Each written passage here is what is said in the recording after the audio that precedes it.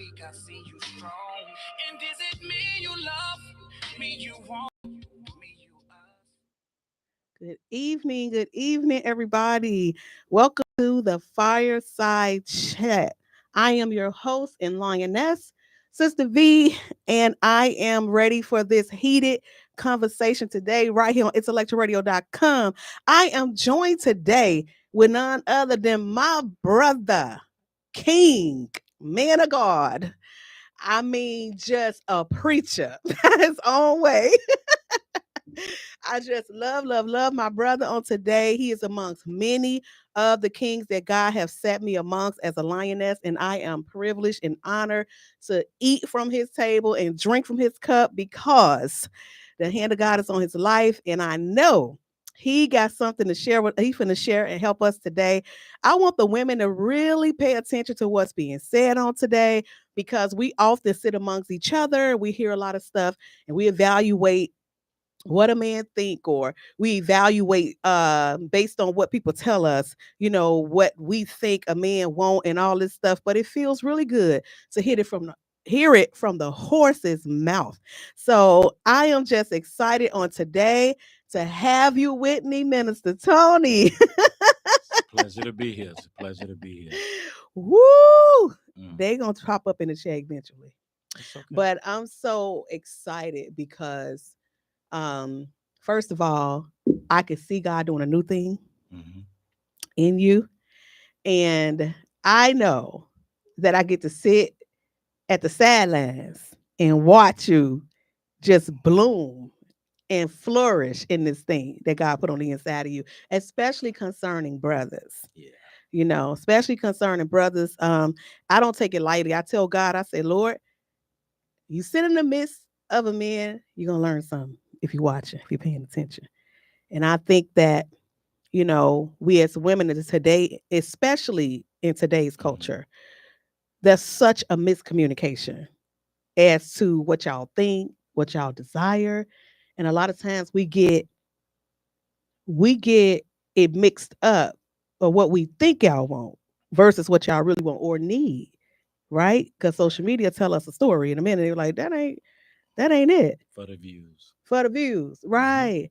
So I just want you to be free today, right here on IntellectualRadio.com, Fireside Chat, baby. You can be you, and I'm excited. So I was watching your TikTok, Okay. and which is bringing me to the topic: Mhm. a partner versus a project. Yeah. And so I was watching your TikTok, and I thought, wow, that was really awesome. The analogy that you gave and how you broke it down so simple and it made so much sense. And I was like, wow, I don't know about nobody else, but for me as a Mhm. woman, I started to think, what can I identify in myself that's more of a project than a partner? So I just want you to help us on today. Um, do you think we're aware that we are projects and partners, or you can start it off how you want to start it off? As a man, when you go to the beginning, when God desired to have fellowship with a man, he gave him a job, responsibilities. Then he said it wasn't good for him to be alone. Let me give him a help meet Mm. suitable for Mm. him. So when I came up with the analogy, are we looking for a partner or are we picking a project? Okay. As a man, do you really know what's suitable for you? Are you looking for somebody? I was talking to my friend in the car and I was saying, if we really understood, we wouldn't be picking off of just a look only. Okay. If this is what I know God called me to be, then this is what the person has to have. When you look at a woman, her characteristics is help. Correct. But when you deal with broken men, when you look at broken men, what we tend to do is look for somebody to help. We're not looking for help. We looking to help So you saying a broken man will search for a project versus a somebody that partner, we can help. somebody that you can Cause I'm help. help. I'm help. I'm help all day long. Okay. Gotta help. Gotta help. Gotta see the need. I gotta run to it. Mm. Now that's a broken man, not a healed man. I'm trying to understand. That's a lot of men. That's a lot of men. If you just look at them, you like, does that fit where you're going? Does it really fit where you're going? This is a needed conversation, Minister Tony. First of all, if we're not yielded to God, we're gonna just say this is the woman. This is the woman who's in church. She's not all the way full. She's not empty. Just keep that in mind. God puts her to the side, prepared her. She's waiting on her husband.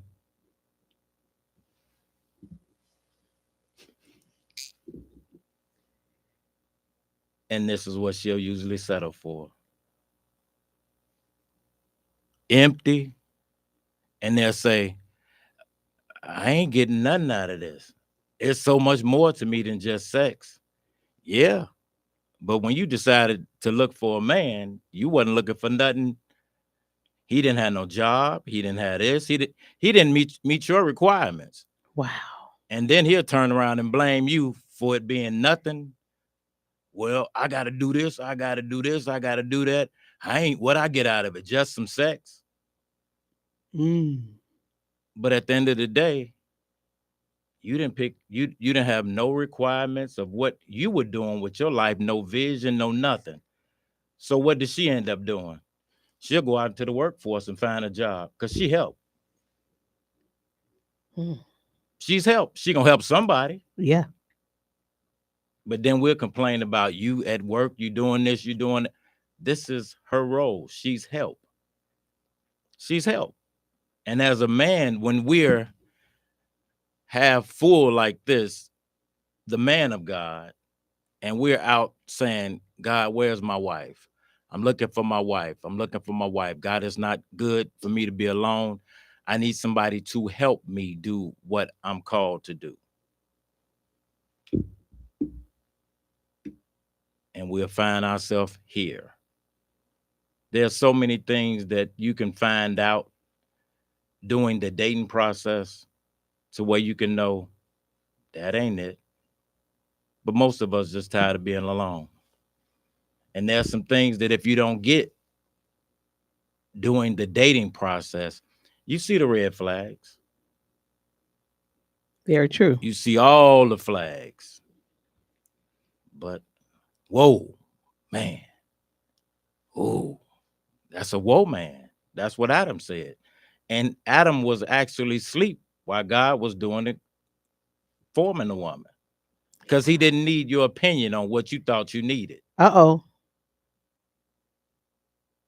He didn't. I don't need you to tell me how to fix what you need. It's not what you like. And we often say, I need to be in love. I need to. Some of that stuff may come down the road later on. Because you'll fall in love over the fact of not how a person look.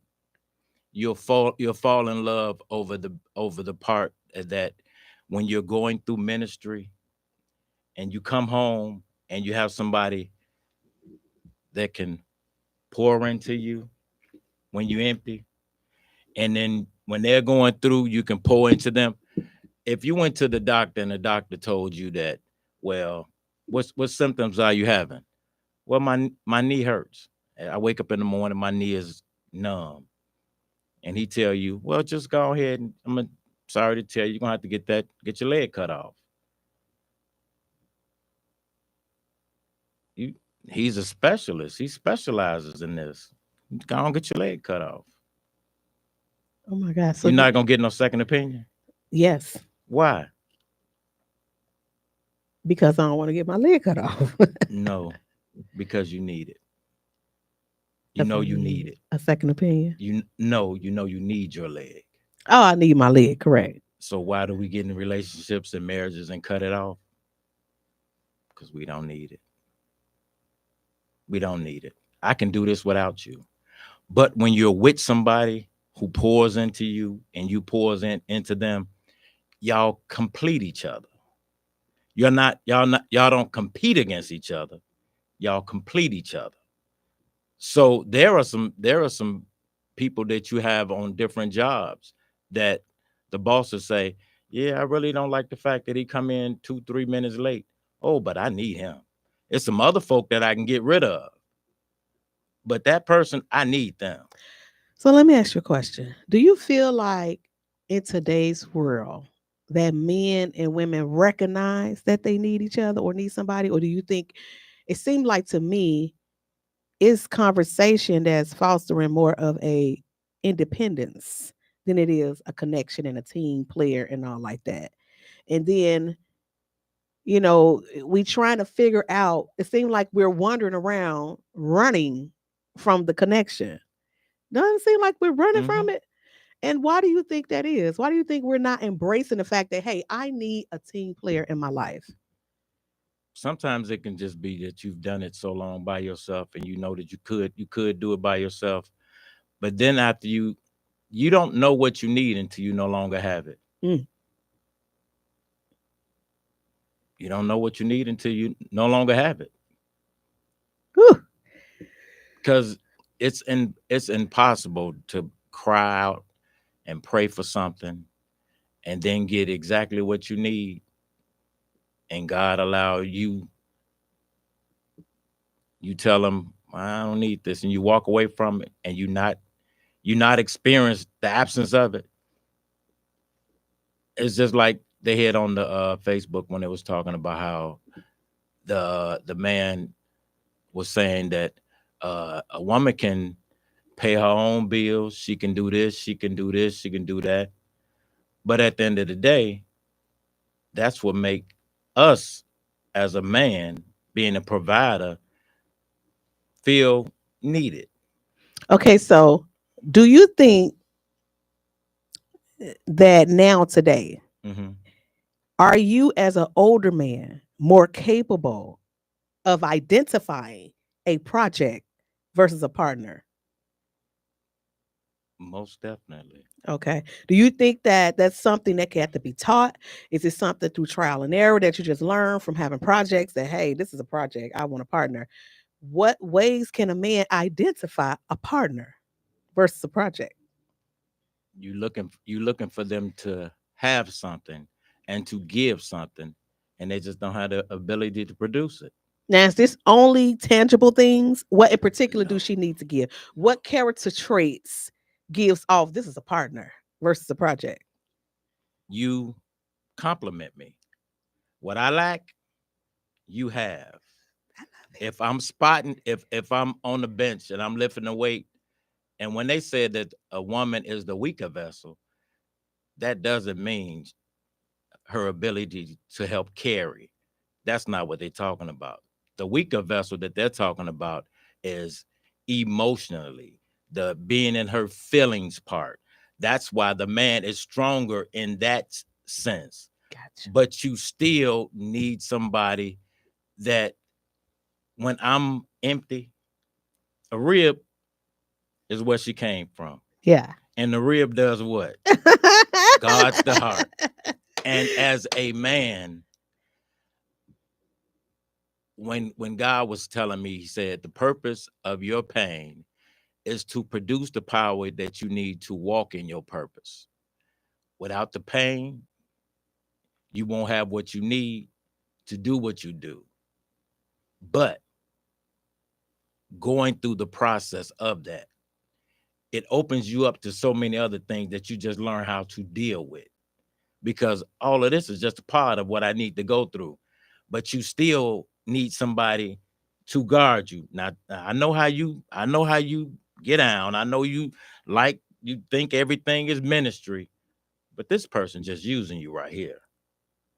Okay, come on, baby. Come on. No, no, no, sweetheart. Bag up. That's enough of that.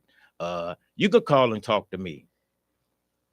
Those kind of areas to where we'll overdo things No, you ain't gotta talk to my wife. Call me. I'm the man. Yeah. No, no, no, no. So let me ask you something. As a man, a mature grown man, I mean, you've been through some Hmm. turbulences, but you're obviously, God is obviously going to use those things to catapult you to another place. Okay. And so right now, if a woman see you and be like, "Oh, you so fine. Oh my, oh, you fine. I just want to connect. I just want to get." Now tear What your kind of life up. screening? I tear your life up. I will. What do you mean by that, I will Minister? tear your life up. How? How? You don't have what you don't have what I need for where I'm going. And that's not being arrogant. Sometimes, like, remember when Paul said he'd rather be single? Yeah. Paul said he'd rather be single because you're looking for somebody to have something, but what if they don't have it? I It's just like saying, what am I the one? I don't know if you're the one, but these are the requirements. That's what I'm getting to. Are you willing to make the necessary adjustments? Okay. So then you gonna tell yourself, you're gonna answer your own question. Because this is who I am, this is what I need, this is where I'm going. Can you handle this? It's Ooh. not gonna be easy. And I'm telling God that I'm willing to make the necessary adjustments to be what He's calling me to be. I'm willing to sacrifice in this area. I'm willing to do this and do that. You just can't be alone for the ride, sweetheart. It's not what this is about. So, will you say that women who are ill equipped to walk in sync in unison with a man that's called, she would be a project because she don't fit the mold, or she just a project because she required too much work to cultivate? Like, God, He said this is what He need. So I'm asking you to pour into me. God, I don't understand nothing that He's talking about. God, but you said I'm a help me. God, show me what that look like. God, I have no idea. And all why God is pouring. You don't think we start seeing the difference? That's why both of them look the same.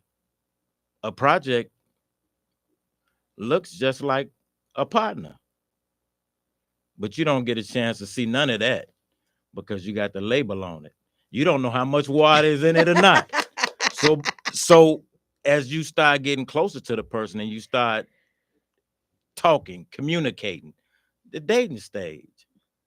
But most of us don't make it through the dating stage because I like what I like. I'm not going to wait. God sanctifies us first, right? He sets us apart, fills us up,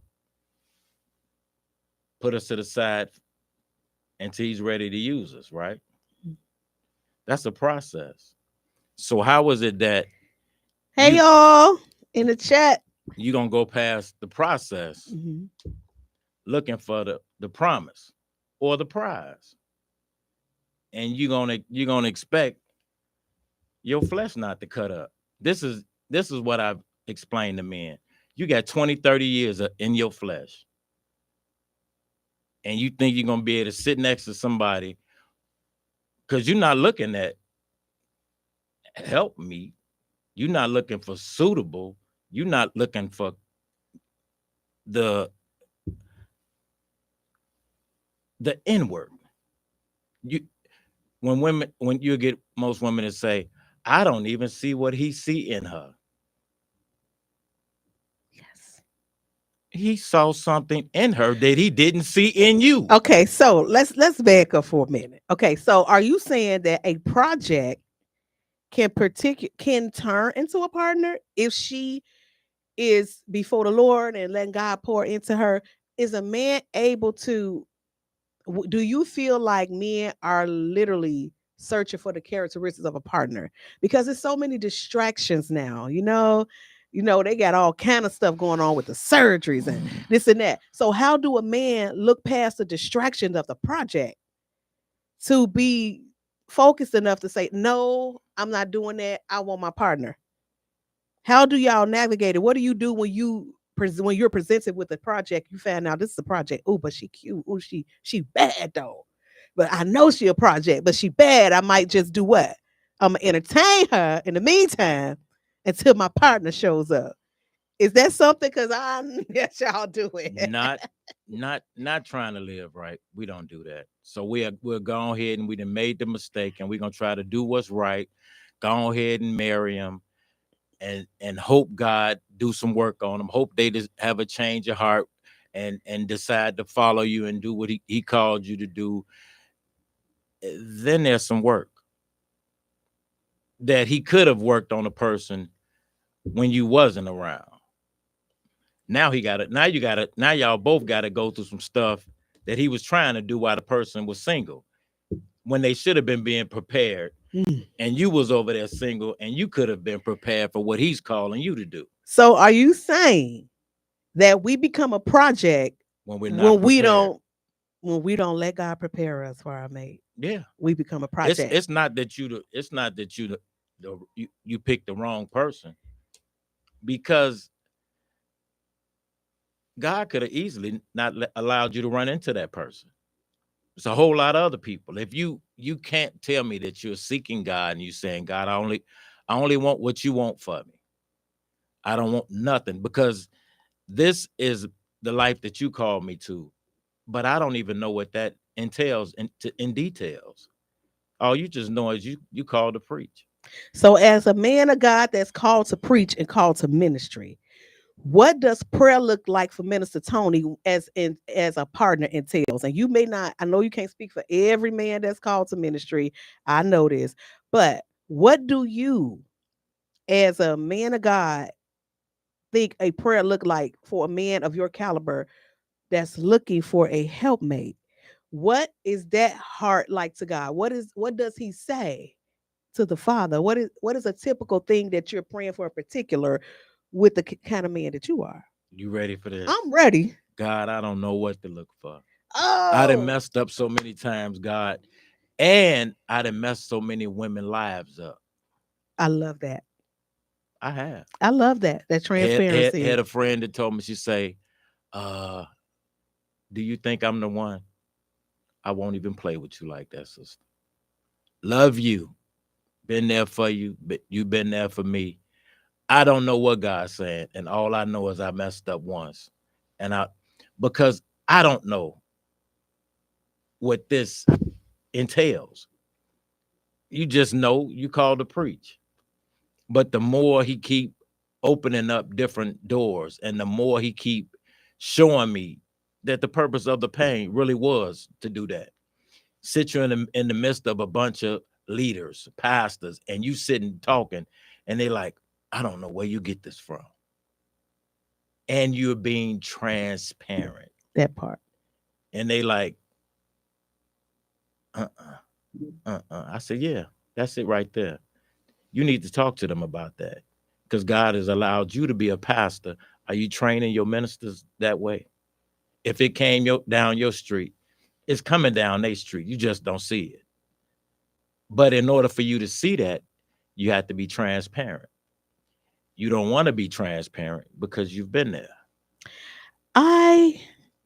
You said, God, I done messed up so much. Yeah. Hands off. Yeah. You're going to have to do it, God. Yeah.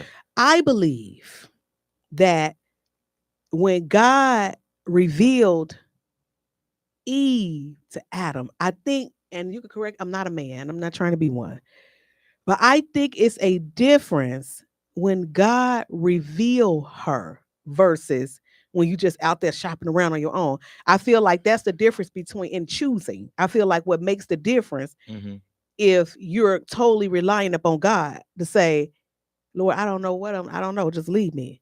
I think one of the things he do is have to reveal her, because you know how it is when God reveals something. It's like a revelation, like Peter had. When he said, flesh and blood didn't reveal this to you. I think when God revealed her, that it's a difference between just being out there like, no, not you, scrolling, not you, not, you know what I mean? Like, do you feel like that's something credible to say as, as a man, like, God, I need you to reveal her. God, behold my son. This is her. That ain't gonna happen. But is that the only way he can That ain't reveal her? gonna happen. That ain't gonna happen. So then what do you You think gon' happens? you gon' it's almost, what do they say, process of elimination. Okay. Where you going? You know what you need. You're not gonna go buy an electric car knowing that you gotta drive so many miles a day and you're gonna use it. You're gonna need a car with some gas. Or you're gonna worry about looking at the handle to try to figure out if you got enough to get you where you're going. And a lot of times we pick people off what we see. I Okay. like what I see. All right. Now that's And leading Lord, you me. gon' you gon' you gon' you gonna fix it. You're gonna make it happen because I like what I see. That's leading me into what I want to say next. Because these was my thoughts. Mm-hmm. I said, and thank you for joining me, Robbie. You're the only person to check. But guess what, girl? This is good. This is good. Share this live. So what came to me, Mm-hmm. we talking about, and it's something with these P's, Lord. A partner versus a project. Mm-hmm. What do you say about a man's preference taking priority over his purpose that would put him in a position to choose a project over a partner? Because you need a partner in purpose. Mm-hmm. But my preference can lead me to a project because I prefer this. But I said this as a woman. Mm-hmm. I say, God, I'm not rehearsing for a role that I was made for. Mm-hmm. I am not going to rehearse to be nothing to nothing. I was made for whoever you gonna send into my life because not always, but Mm-hmm. because I took time to let God do the making and the molding, I became his project because he's the Mm-hmm. only one that can fix it. Mm-hmm. Once I submitted myself to become a project to the Father, Mm-hmm. God, I'm your project. I ain't depending on no man to fix me. I ain't depending on no man to make me into nothing. I need you to fix me so that I could become a partner for a man Mm-hmm. that's walking in his purpose.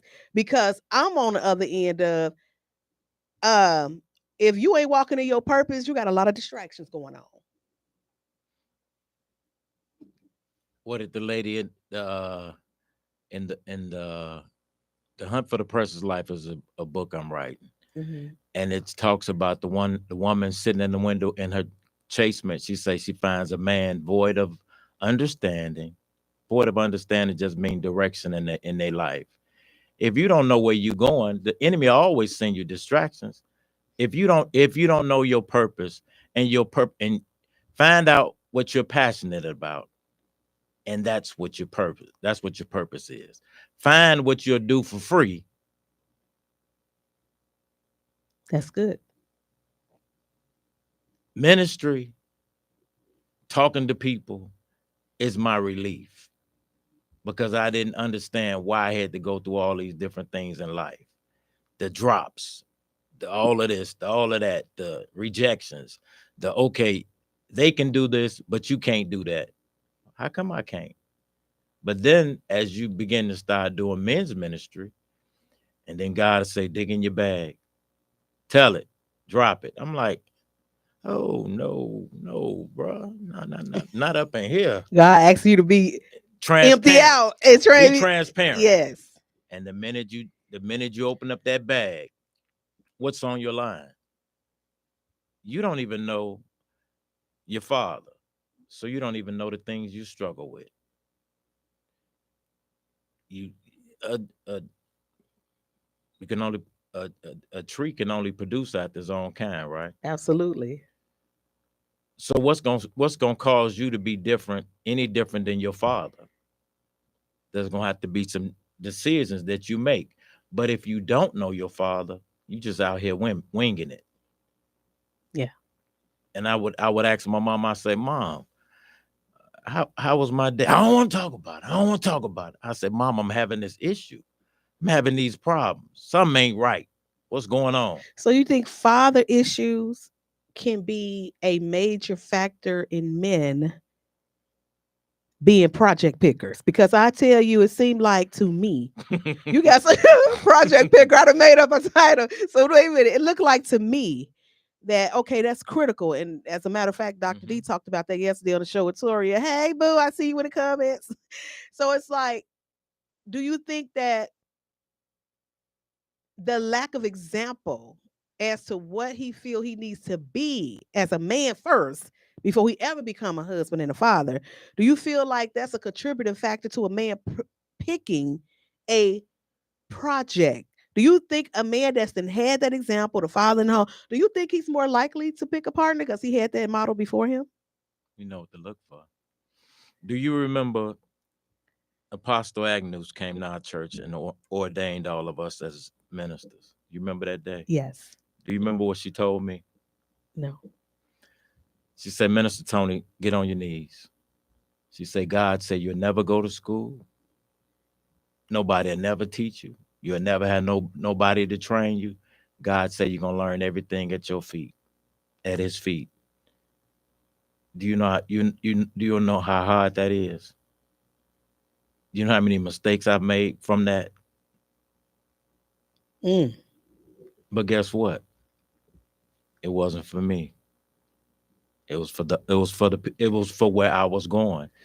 My natural job, I'm a rail operator. First natural, then spiritual. You pick people up, you take them to their destination. And you got some people that's not going to get there unless you take them. Both natural and spiritual. Somebody's waiting on them. They got a certain time that you need to get them and take them to where they're going. And when you decide to take off work, they sitting there waiting for you. They'll let 2-3 trains go by and say, oh, I guess he must not be here today. Then when you come back to work, they're like, why didn't you tell me you was going to be off? Because I feel comfortable riding with you. There are certain people, because you're transparent, the way you talk to them, they'll say, I can trust you. So let's, on behalf of my sisters that was watching, and I know they're going to look at it because they're going to see this fine bald head man sitting here with the suit on, okay? Hurt. But hurt. Who been crushed. Wait a minute. For a purpose. Exactly. Tell us as women of God, with all you've been through and just in a proxy state for men that's like you, that's full of purpose, full of destiny, full of it, but been through some crushes, some pain, and trying to find their way back.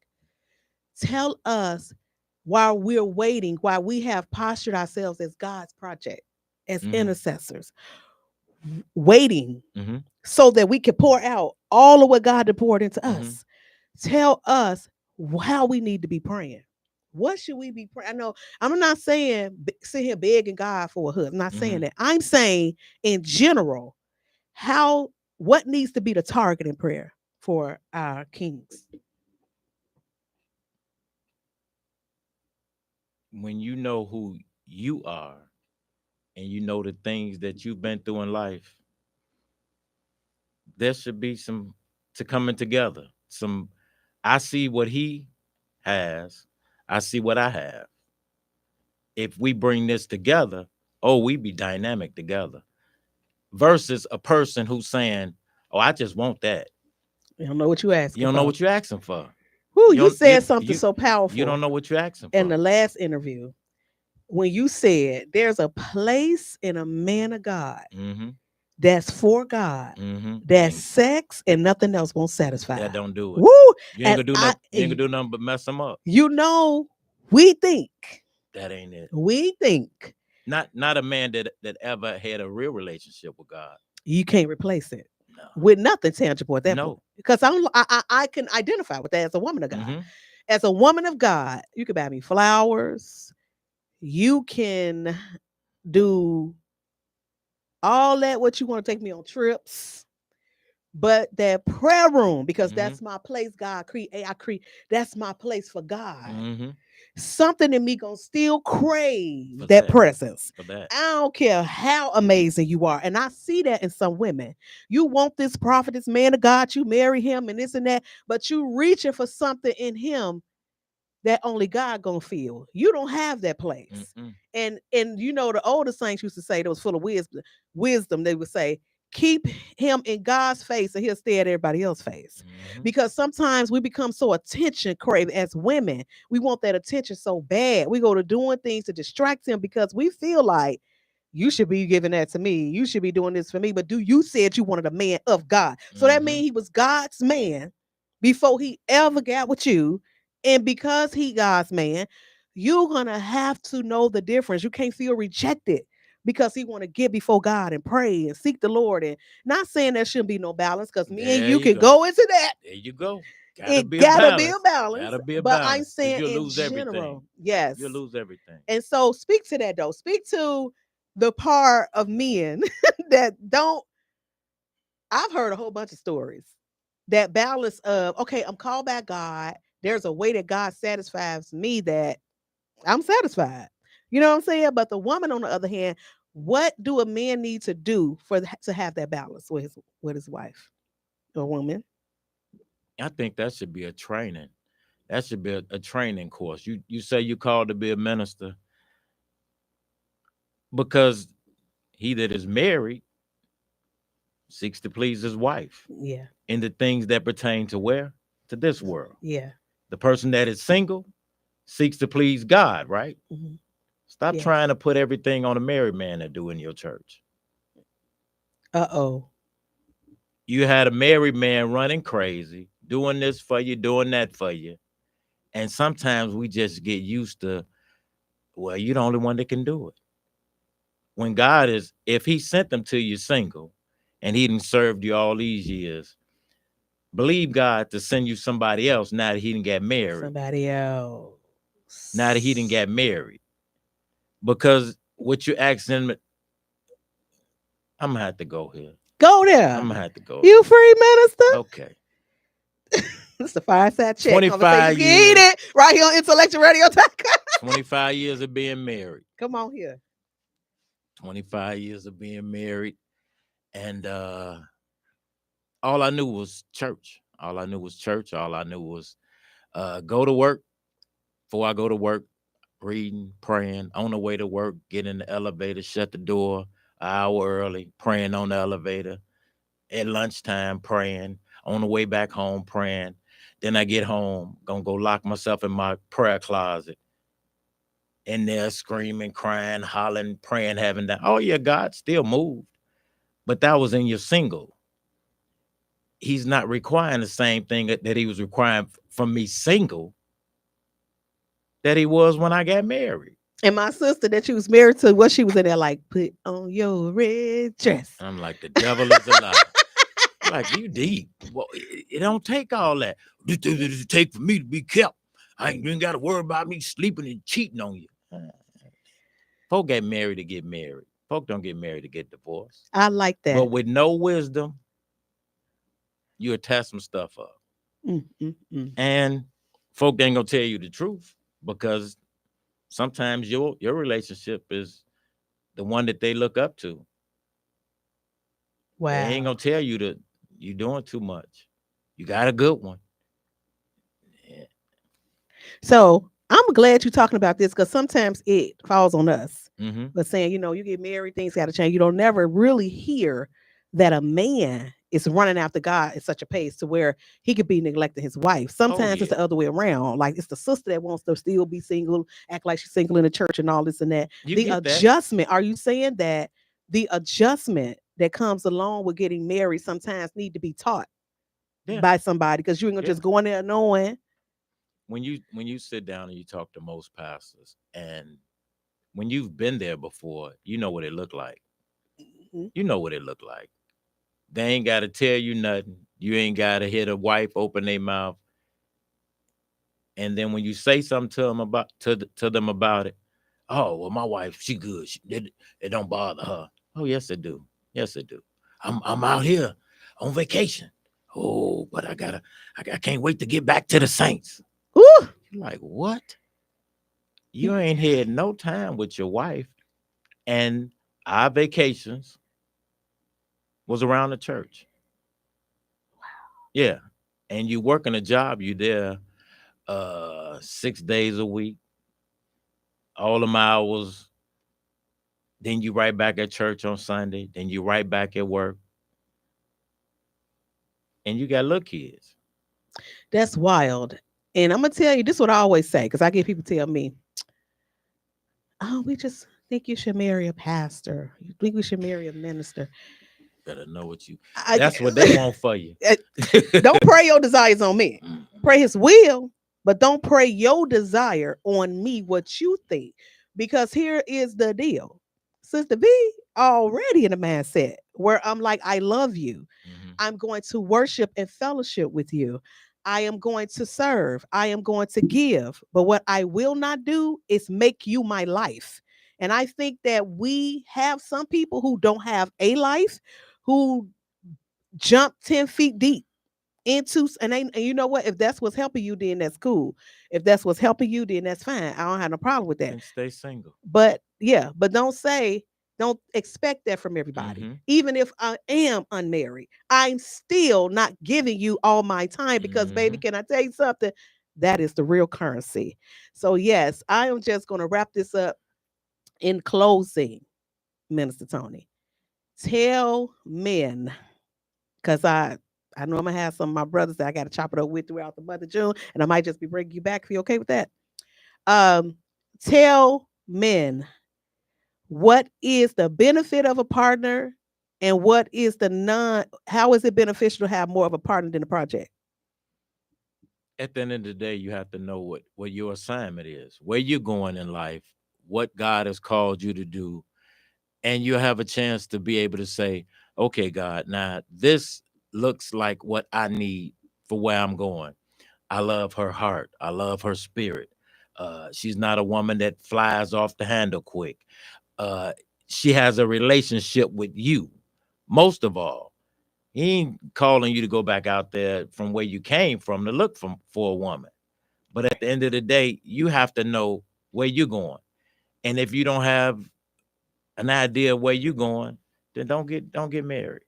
All Because you're right. finna mess somebody's life up. You see that? So y'all heard that from the minister. Y'all heard that from a mature man that's been through many things from a place of wisdom. I just want to thank y'all for joining. We will be back in the month of June with more to come around these subjects right here on the Fireside Chat, where conversations get heated on IntellectualRadio.com.